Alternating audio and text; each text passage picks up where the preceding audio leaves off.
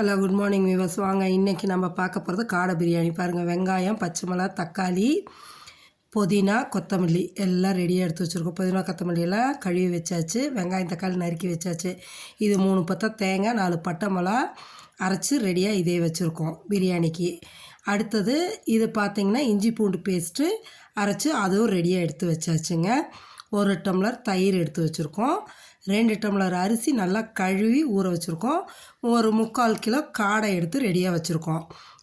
இதுக்கு தாளிக்கிறதுக்கு பிரிஞ்சி லீஃபு, பட்டை, கிராம்பு, மராட்டி மொக்கு, ரோஜா இதழ், கல்பாசி இதெல்லாம் ரெடியாக எடுத்து வச்சாச்சு. அதுவும் தாளிக்கிறதுக்கு. கரம் மசாலா, இதோட முக்கியமான இன்க்ரீடியண்ட்டு கரம் மசாலா தாங்க. சரிங்களா? எல்லாம் எடுத்து வச்சாச்சு. இப்போ குக்கரை வச்சு, நான் பாத்திரத்தில் தான் தனியாக செய்வேங்க, நிறையா செய்கிறேன். அப்போ இது 2 டம்ளர் தான், அதனால் குக்கர்லேயே வைக்கிறேன். ஆனால் விசில் விட மாட்டேங்க, அப்படியே செய்கிறது. குக்கரில் எண்ணெய் இதானதும், எண்ணெய் நல்லா காஞ்சதும் தாளிக்கிறதுக்கு வச்சுருக்கோம் இல்லைங்களா, பட்டை, கிராம்பு இதெல்லாம் போட்டு இதில் ஏலக்காய் சொல்ல விட்டுட்டேன். 4 ஏலக்காயும் இதில் போட்டு தாளிச்சிருக்கேங்க. அதோட வெங்காயம், பச்சை மிளகா 2 ஸ்ப்ளிட் பண்ணி வச்ச பச்சை மிளகாயும் போட்டு கண்ணாடி பதத்துக்கு கொஞ்சம் அதிகமாக இருக்கணுங்க, அந்த அளவு வதக்கிக்கிங்க. நல்லா வதக்கிட்டு 2 தக்காளி நறுக்கி வச்சுருக்கோம் பாருங்கள், அந்த தக்காளியும் போட்டுருங்க. போட்டு அதையும் வதக்குங்க. இந்த தக்காளி சீக்கிரம் வதங்கிறதுக்கு கொஞ்சோண்டு உப்பு போட்டுக்கோங்க. உப்பை போட்டு வதக்கிட்டிங்கன்னா நல்லா வதங்கி வந்துடும் சீக்கிரம் வதங்கிறதுக்காக தான் அந்த கல் உப்பு 2 போடுறது. கொஞ்சோண்டு போட்டு அதையும் வதக்கிட்டிங்கன்னா நல்லா வதங்கி வருங்க. இதுக்கு அடுத்தாப்பில் பார்த்தீங்கன்னா புதினா கொத்தமல்லி ஆஞ்சி நல்லா சுத்தமாக கழுவி வச்சுருக்கோம் இல்லையா, அந்த புதினா கொத்தமல்லியும் இதில் எடுத்து போட்டு வதக்கணுங்க. சிலர் அரைச்சி ஊற்றுவாங்க, நான் அரைச்சி ஊற்ற மாட்டேன். இப்படி வதக்கி தான் எடுப்பேன். நல்லாயிருக்கும், டேஸ்ட் பக்காவாக இருக்கும். இதே போல் போட்டு வதக்கிக்கிங்க. சரிங்களா? இன்றைக்கி எல்லாம் நம்ம இஸ்லாம் ஃப்ரெண்ட்ஸ் எல்லாருமே ரம்ஜான் கொண்டாடுறாங்க.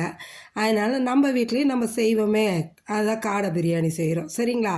இப்போ நல்லா வதங்கிருச்சு. அடுத்தது காடை நல்லா மஞ்சத்தூள் போட்டு சுத்தமாக கழுவி வச்சுருக்கேன். அந்த காடையை எடுத்து போட்டு அதையும் பெரட்டணுங்க. நல்லா பெரட்டிட்டோன்னா நல்லா பெரட்டி விடுங்க. வேகிற அளவுக்கு நல்லா இது பண்ணுங்க. இப்போ என்ன பண்ணுன்னா, இஞ்சி பூண்டு பேஸ்ட் அரைச்சி வச்சுருக்கோம் இல்லையா, அந்த இஞ்சி பூண்டு பேஸ்ட்டை எடுத்து இதில் போடணும். ஒரு 1.5 ஸ்பூன் இஞ்சி பூண்டு பேஸ்ட்டை நிறுத்திக்கலாம். ஏன்னா எங்கள் வீட்டில் இது காடை 65 கேட்குறாங்க. அதுக்காக அது ஒரு 4 பீஸ் வறுத்து கொடுத்துருவோன்னு அதை தனியாக வச்சுருக்கேன். இப்போ இந்த இஞ்சி பூண்டு பேஸ்ட்டோட அரைச்சி வச்ச தேங்காய், பட்டை மிளகா வச்சுருக்கோம் இல்லைங்களா, அதையும் எடுத்து இதில் ஊற்றுங்க. ஊற்றி இதையும் கிளறி விடுங்க. இப்போ அந்த 1 டம்ளர் தயிரில் 3/4 டம்ளர் தயிர் இதில் ஊற்றிடுங்க. ஒரு 4 ஸ்பூன் தயிரை நிறுத்திக்கிங்க. இப்போ இது எல்லாத்தையும் நல்லா கிளறி விடுங்க. கிளறிட்டு இந்த காடைக்கு தேவையான அளவு கொஞ்சமாக தண்ணி ஊற்றிட்டு உப்பு போட்டுருங்க. அந்த மிக்ஸி ஜார் கழுவி ஊற்றுற தண்ணியே போதும். கொஞ்சமாக காடைக்கு மட்டும்தான் உப்பு போடுறோம். சரிங்களா? போட்டுட்டு இந்த தண்ணியை ஊற்றி நல்லா கிளறி விட்டு குக்கரை மூடி வச்சிடலாம். ஏன்னா காடை ஒரு 3/4 வேக்காடு வரணும். அதனால் இதை கிளறி மூடியை போட்டு மூடி வச்சுட்டு இந்த பக்கம் நம்ம காடை 65க்கு ப்ரிப்பேர் பண்ண ஆரம்பிச்சிடலாங்க. கரெக்டாக 4 பீஸ் தான் எடுத்து வச்சுருக்கேன். ஏன்னா அப்பாவுக்கும் பொண்ணுக்கும் 2 பேர்த்துக்கு தானே. அதனால் வச்சு அதில் 2 ஸ்பூன் கார்ன்ஃப்ளவர் போட்டாச்சு. இருந்த இஞ்சி பூண்டு பேஸ்ட்டு ஒரு 1.5 ஸ்பூன் வரும், அதையும் போட்டுட்டோம். 1 ஸ்பூன் மிளகாத்தூள், 1 ஸ்பூன் மஞ்சத்தூள் போட்டுட்டு இதுக்கு தேவையான அளவு உப்பு, டேபிள் சால்ட்டு கொஞ்சம் போட்டுட்டு நம்ம தயிர் வச்சுருந்தோம் இல்லைங்க, அந்த தயிரையும் இதிலே ஊற்றிட்டு நல்லா பெசறிடணுங்க. எல்லா பக்கம் படுற மாதிரி பீஸில் எல்லா பக்கம் நல்லா இதாகிற மாதிரி நல்லா பெசரி கொஞ்சம் கரம் மசாலாவும் போட்டுக்கோங்க, டேஸ்ட் நல்லாயிருக்கும். போட்டுட்டு நல்லா பெசரி இதை மேரினேட் பண்ணணுங்க. நம்ம குக்கர் முடிகிற சாப்பாடு பிரியாணி முறிகிற வரைக்குமே இது மேரினேட் ஆகிட்டுருக்கும், ஊறிட்டுருக்கட்டும். இப்போ பார்த்தீங்கன்னா குக்கரை திறந்து பார்த்தீங்கன்னு வைங்களேன், நல்லா கறி 3/4 வேக்காடு வந்துச்சு. இந்த ஸ்டேஜில் இதுக்கு கரம் மசாலா 1.5 ஸ்பூன் போடுறோங்க. இப்போ போட்டால் அந்த டேஸ்ட் நல்லாயிருக்கும். அதுக்காக தான் நான் இப்போ தான் போடுவேன்.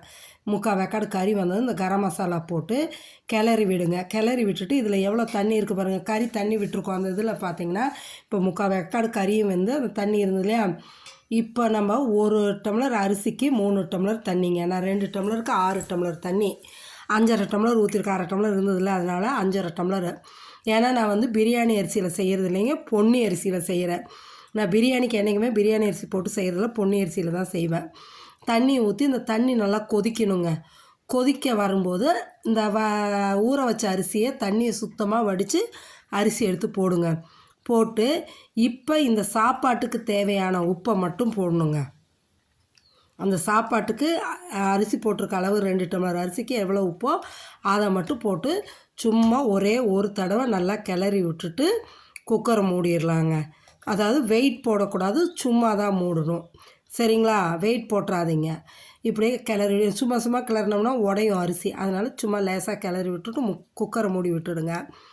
மூடி விட்டு ஒரு 5 நிமிஷம் கழித்து பார்த்தீங்கன்னா அப்படியே இந்த தண்ணியெல்லாம் கொஞ்சம் வற்றி அரிசி 3/4 பதத்துக்கு வெந்து வந்துடுங்க.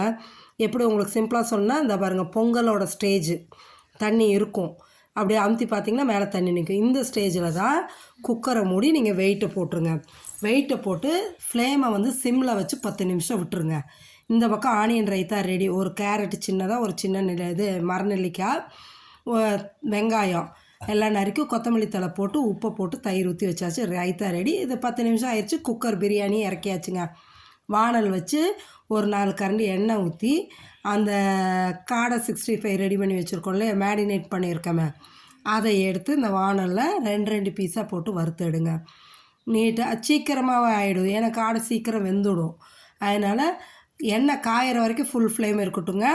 காஞ்சதுக்கப்புறமா மீடியம் ஃப்ளேம் வச்சுருங்க. ஏன்னா உள்ளே வேகணும். அதனால் இல்லாட்டி கரிஞ்சிடும், உள்ளே வேகாது. அதனால் மீடியம் ஃப்ளேம் வச்சிங்கன்னா நல்லா வெந்துடும். இந்த பக்கம் ஒரு 2-3 நிமிஷம் விடுங்க. அப்படியே பரட்டி விட்டு ஒரு 5 நிமிஷம் விட்டிங்கன்னா நல்லா காடை வெந்துடும். இப்போ பாருங்கள், காடையே 65 ரெடி ஆகிடுச்சு. இப்போ எடுத்துடலாம். இப்போ நம்ம குக்கரை திறந்து பாருங்கள், சூப்பராக பிரியாணி ரெடி ஆகிடுச்சு. காடை பிரியாணி அப்படி பொலன்னு சாதம் நல்லா இருக்குங்க. இன்னொன்று, நான் பிரியாணிக்கு ஃபுட் கலர் ஆட் பண்ண மாட்டேன், நெய்யும் ஊற்ற மாட்டேங்க. ஏன்னா அதெல்லாம் திகட்டும். நெய் ஊற்றினா சாப்பிட முடியாது. இதுன்னா நல்லா சாப்பிட்லாம். பாருங்கள், பிரியாணி ரெடி ஆகிடுச்சு. எடுத்து சர்வ் பண்ணலாங்க. ஒரு பிளேட்டில் தான் பிரியாணி வச்சாச்சு. பீஸ் வச்சுட்டு காடை 65ம் ஆனியன் ரைத்தாவும் வச்சுட்டோன்னா சாப்பிட சூப்பராக இருக்கும். நீங்களும் வாங்க, எல்லோரும் சாப்பிட்லாம். நீங்களும் இதேமாரி பிரியாணி செஞ்சு சாப்பிட்டு பார்த்துட்டு எப்படி இருக்குன்னு எனக்கு கமெண்ட் செக்ஷனில் கமெண்ட் பண்ணுங்கள்.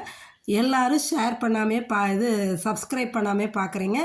சப்ஸ்கிரைப் பண்ணுங்கள். உங்கள் ஃப்ரெண்ட்ஸ்க்கெல்லாம் ஷேர் பண்ணுங்கள், லைக் பண்ணுங்கள். Thank you viewers. ரம்ஜான் வாழ்த்துக்கள் எல்லோருக்கும். தேங்க்யூ.